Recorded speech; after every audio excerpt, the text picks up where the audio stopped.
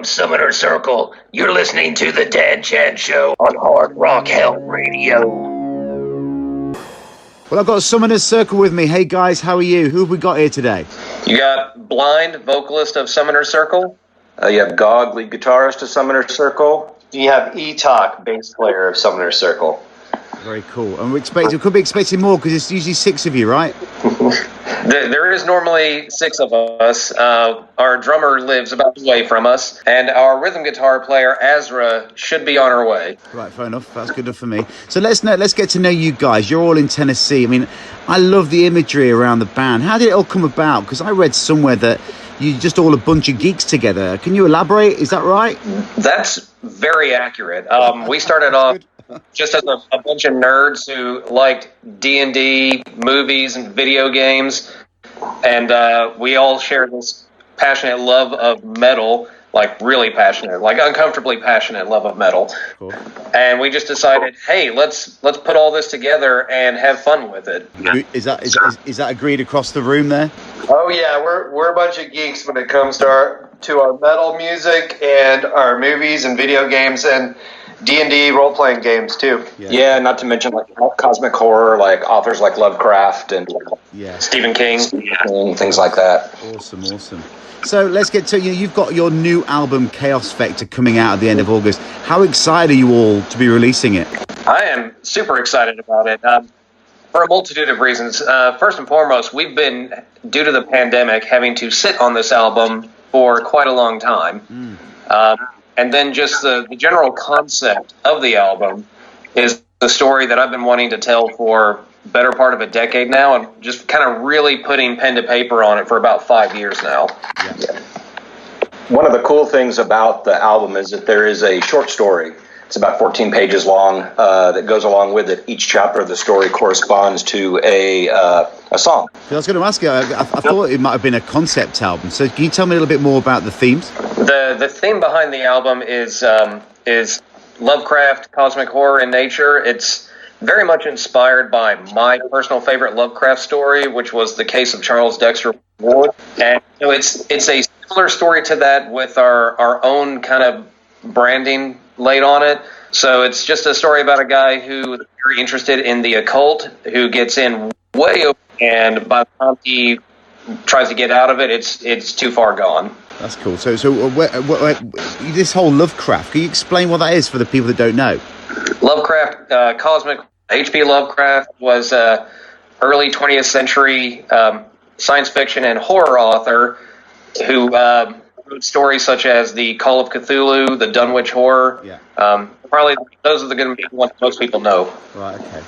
So how do you guys like to write? Do you write as a collective, or is it that individuals coming to the party, or how's it go? We usually start, an individual will have some riffs, some ideas, and bring them in and start jamming them in front of everybody. At that point, it kind of just it grows on its own. Everybody puts their own input in, so it's a pretty organic process. Yeah. And someone may have their own stuff that they've written that fits with it, and we'll move it together. And it's a fun process. There's definitely no egos there. So the whole story behind it is that going to come in the CD sleeve or the record or the vinyl sleeve, so people can read it, or can people read it online? Well, the short story right now is only available on our website, summonercircle.com. You can download it there. We are currently looking for ways to get an audio version of it. That's cool. But it's still something we're working on. So with the whole album conceived and executed purely through the pandemic, you explained the problems. Was it down to the writing, getting together, or was it actually the recording that had you've been sat on for a while? Well, we actually started the writing of this album right before we went on tour with Children of Bodom back in 2019. We just took whatever free time we had then to start working on some new material. Yeah. And the pandemic started and just halted everything. We already had a music video ready, so we were hoping to release it before everything shut down. We didn't have any issues with writing or recording. We were all pretty cautious on how we went about doing that. When you're looking for a label, when it came time to try to shop the album, most of the labels were pretty much shut down. They weren't taking on anyone new time, and it just became a matter of until we found the right distribution agency, which was Blood Blast. And we decided to do an independent release of Blood Blast at this time. That's cool. So would you have gone with a label, or was we just want to be independent, or how was that going to be? I think it would have depended on what the offer was. Yeah, we're definitely working with the label. Just right now, because there were so many releases that were released during the pandemic, all coming out now. Of course.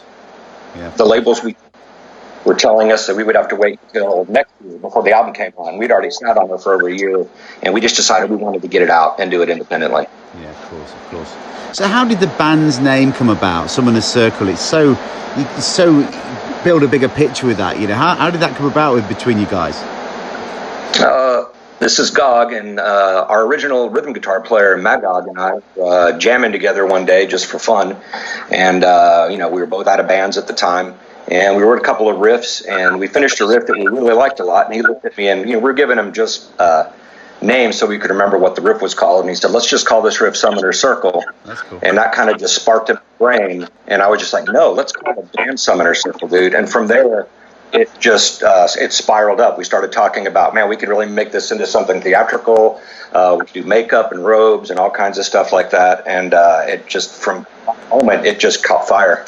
That's cool. So let's talk influences and guilty pleasures as well. So firstly, what got you all to pick music as a path? Was it bands and friends, like you said earlier, that got you into it all, or was it like certain things before you all met? Well, E-Talk here. I'm going to chime in. When I first got into music and bass playing, and I grew up in a family where I was surrounded by music. My father plays guitar. My younger brother started before me. But it was my friends when I was in high school that started playing music, and a lot of it was like metal and punk rock and stuff like that. And so they were getting into it, and then I was like, man, this is a lot of fun. I think I want to do this. So that's kind of where it started for me. If anybody else wants to chime in on that. Yeah, for me, I really started getting into hard rock and heavy metal around the grunge era of the early mid-'90s. And by the time the industrial scene blew up over here, people were incorporating a lot harsher vocals into that. And since that was considered mainstream at the time, it just stuck with me. Yeah. And I thought, I don't really have a pretty voice, but I can make some ugly-ass sounds. Might as well pursue that. This sounds like fun. Exactly. Yeah, and for me, it was I had an older cousin who I was hanging out with him one day. He's like 9 years older than I am, and he put on Black Sabbath's Master of Reality. Yeah. And I immediately, I was like 6, and I took my allowance money that my mom gave me and went and bought the LP of that, because it was back when vinyl was still the main thing. And from that point on, I was hooked on metal, and I always knew it was something I wanted to do. Yeah. Unlike E-Talk, though, my family was not supportive at all in terms of music, and it wasn't until I went off to college where I bought my guitar and said, this is what I'm going to do. Yeah. Now, Gog, I believe you've got a degree in film, and you're one of the main guys when it comes to the vision of it all and the imagery, because it's so strong. How have you built and elaborated, and how has it evolved over the years for you guys to get this such a great, striking image? How important is that to you? It's very important to us. The image, I think it started with us just talking, and talking about what we wanted to do. The first thing we said, though, when we wanted to do a themed costume act, was that the music had to be there first. Yeah. We didn't want to rely on a gimmick. We didn't want to rely on an image. So I think the direction that the music was taking sort of crapped the image. It was we started out as more of a, and we've become a little bit more blackened with a little bit more death influence over the last few years. But we just kind of, we wanted to take theatrics. And so, you look at bands like this, Alice Cooper, and, guys that have gone this way before, and they certainly inspire. Now, I've got a controversial question. Are you ready for this? Sure, yeah. Okay. I feel your music has a European metal sound to it. Do you agree? So, for me, do you think US or Europe is best for metal? Who has it best? Man, I was cut my teeth on a lot of the new wave of British heavy metal bands, back in the 80s, bands like Angel Witch and Venom, and so that's kind of where a lot of influences came from.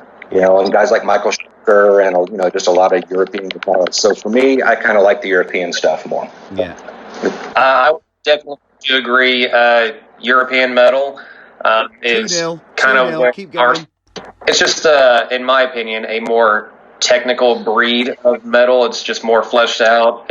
It's less power chords, I think.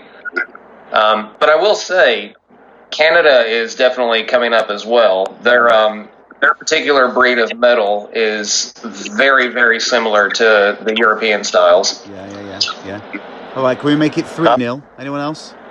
Yeah, I'll chime in here too. I was actually on the way over here to Gog's place, and I was actually listening to Swallow the Sun on the way over here. And lately, I've been listening to a lot of bands, and it's very European influenced. And don't get me wrong, there's some American metal bands I absolutely love, but I feel like lately, as far as even progressive rock and metal goes, I really like bands like Opeth or Porcupine Tree.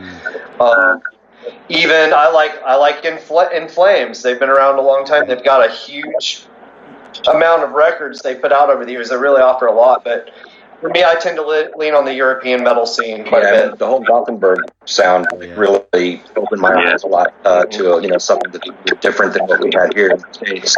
Because especially at that time, it was all Pantera here. Yeah, I definitely European metal kind of.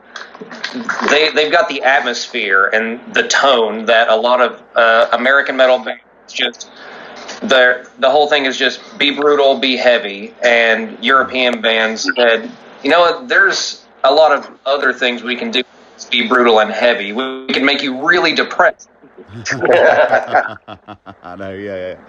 So, tell me about a Summoner Circle show, because I've heard there's human sacrifices. Apparently, no two shows are the same. Is that right? We do indeed do a human sacrifice at every single show.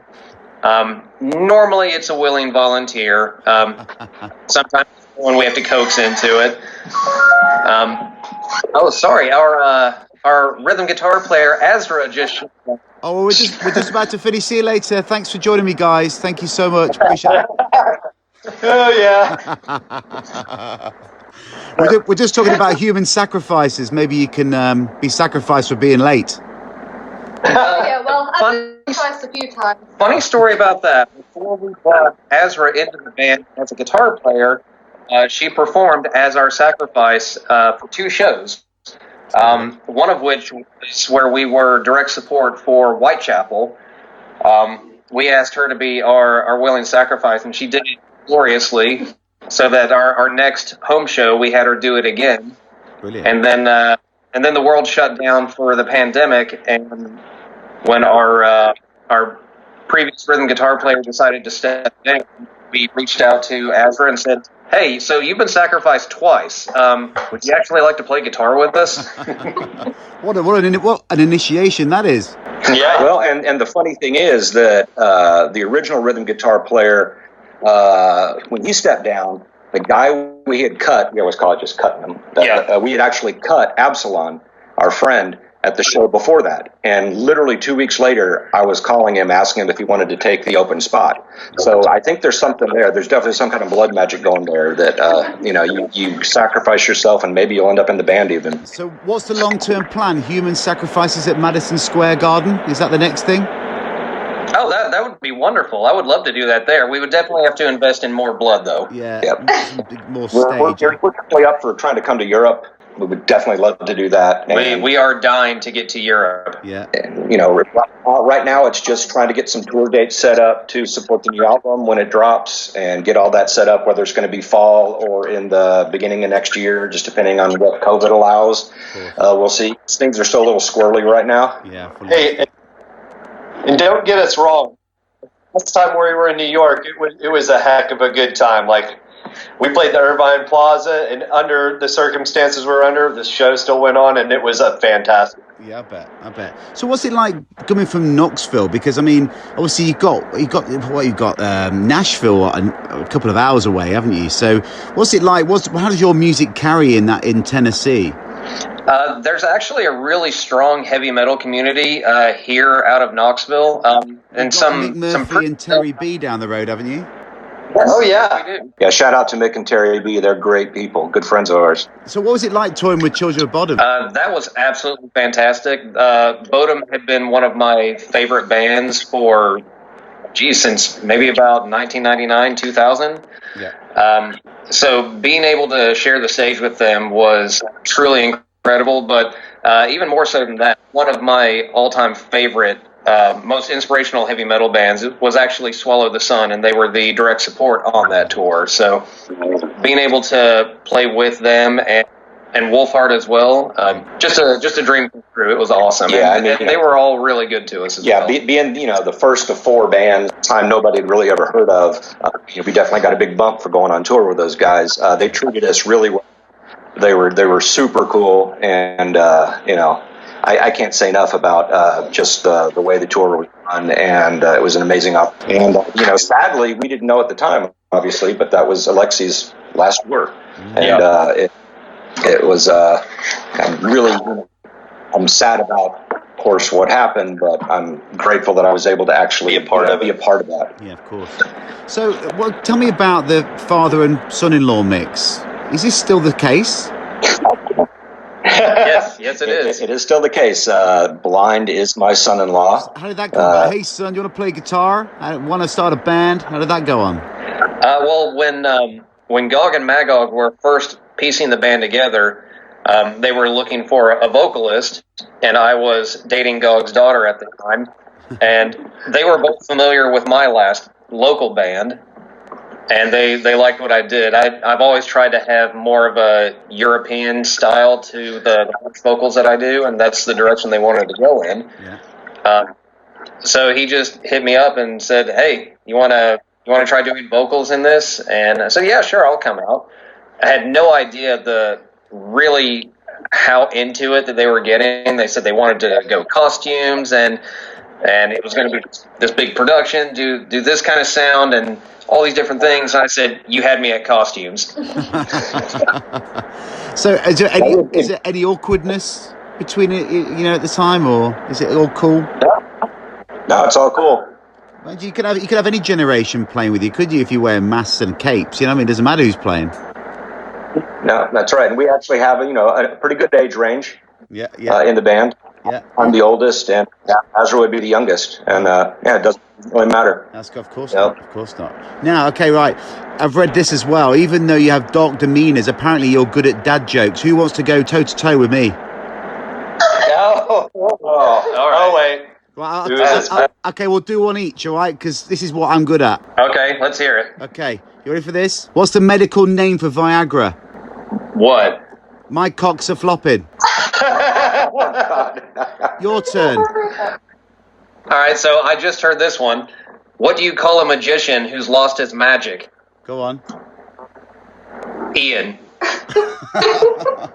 See, I like it. Right, my turn. Right, on Friday we start Diarrhea Awareness Week. It runs until Friday. Oh, that's a good one. Yeah. Who's next? All right, am I doing this again? Yeah, Sure. go for it.